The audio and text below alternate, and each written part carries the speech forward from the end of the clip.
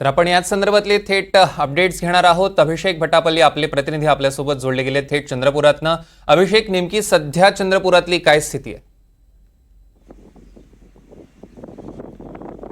चंद्रपुरामध्ये सौरभ मागील 3 दिवसापासून मुसळधार पाऊस सुरू आहे।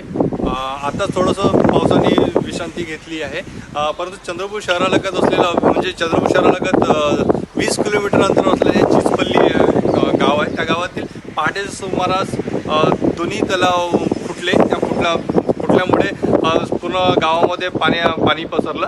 त्याच्यात 100 ते 150 घरामध्ये पाणी शिरल्यामुळे तिथलं वातावरण जे आहे ते पूर्ण खराब झालं। कारण त्याचे अनाज असेल, त्यांचे कपडे आणि त्यांचे महत्त्वाचे म्हणजे डॉक्युमेंट्ससुद्धा त्यांचे पूर्ण वाहून गेलेत। तर काही ठिकाणी काही शेतकऱ्यांचे तिथले गुरंढोरं जे आहेत ते सुद्धा वाहून गेले। एका ठिकाणी तर 60 ते 70 त्यांच्या बकऱ्या होत्या, त्यापैकी 45 बकऱ्या त्या वाहून गेल्या, तर काही ज्या वाचल्या त्यासुद्धा मृत अवस्थेमध्ये होत्या।